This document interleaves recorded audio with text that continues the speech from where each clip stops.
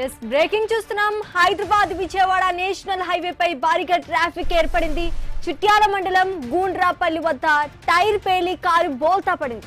Divider దాటి అవతలి రోడ్డుపై ఎగిరి పడిపోయింది. బోల్తా పడిన వాహనాన్ని మరో 2 కార్లు ఢీకొట్టినట్టుగా తెలుస్తోంది. 3 కార్లు బోల్తా పట్టడంతో హైవేపై ట్రాఫిక్ జామ్ అయిపోయింది.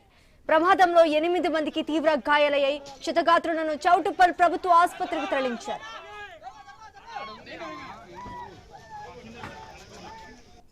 ఇక ఇదే అంశానికి సంబంధించి పూర్తి details Telangana bureau chief Kiran అందిస్తారు. కిరణ్ చెప్పండి, హైదరాబాద్ విజయవాడ నేషనల్ హైవే పై ఒక కారు గుండ్రాపల్లి వద్ద టైర్ పేలి ఒక కారు బోల్తా పడిన పరిస్థితి మనం చూస్తున్నాము. 8 మంది మరణించినట్టుగా కూడా తెలుస్తోంది. అక్కడ ఉన్న తాజా పరిస్థితి ఏంటి?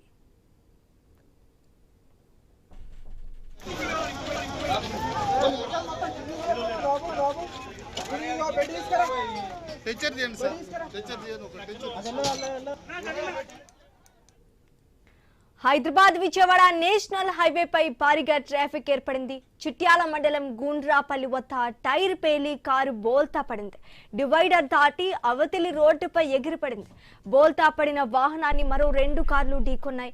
3 కార్లు బోల్తా పట్టడంతో హైవేపై ట్రాఫిక్ జామ్ అయిపోయింది. ప్రమాదంలో 8 మందికి తీవ్ర గాయాలయ్యాయి. క్షతగాత్రులను చౌటుప్పల్ ప్రభుత్వ ఆసుపత్రికి వెంటనే తరలించినట్టుగా తెలుస్తోంది.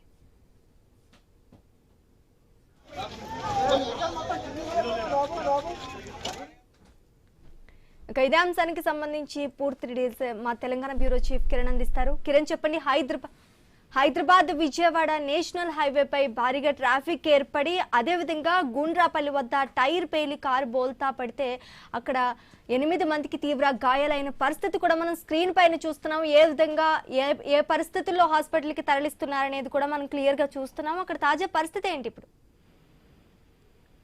హైదరాబాద్ టు విజయవాడ నేషనల్ హైవేపై ఘోర రోడ్డు ప్రమాదం జరిగింది. నల్గొండ జిల్లా చిట్యాల మండలం గుండ్రాంపల్లి వద్ద ఒక కారు అంటే విజయవాడ వైపు వెళ్తున్నటువంటి ఒక కారు ఒకసారిగా టైరు పేలింది. టైరు పేలినటువంటి నేపథ్యంలో ఆ ప్రమాద అంటే ఆ స్పీడ్ కు ఎగిరి అంటే ఎదురుగా ఉన్నటువంటి ఆపోజిట్ రోడ్ లో పడింది. దీంతో హైదరాబాద్ నుంచి విజయవాడ నుంచి హైదరాబాద్ వస్తున్నటువంటి ఆ రూట్ లో కారు పడినటువంటి నేపథ్యంలో 2 కార్లు అదే కారుని ప్రమాదానికి గురైనటువంటి కారును ఢీకొన్న పరిస్థితి ఉందని చెప్పొచ్చు.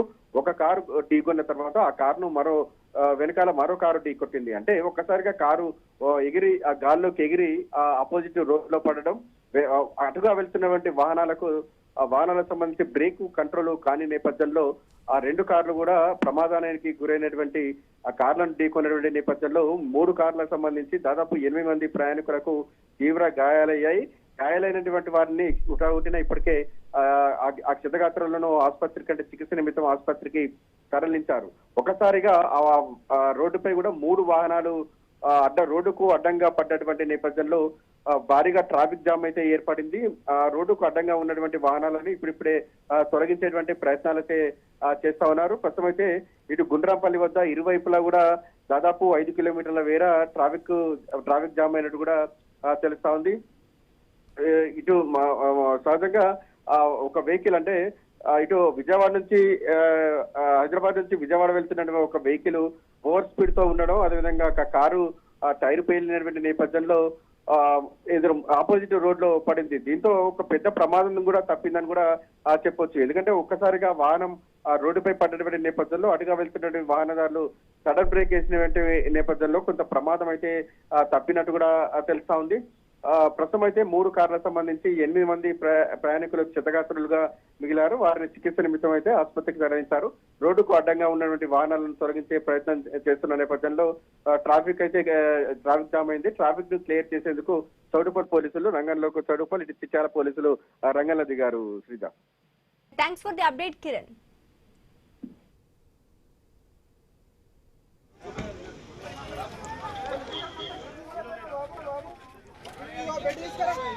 टीचर जी सर टीचर जी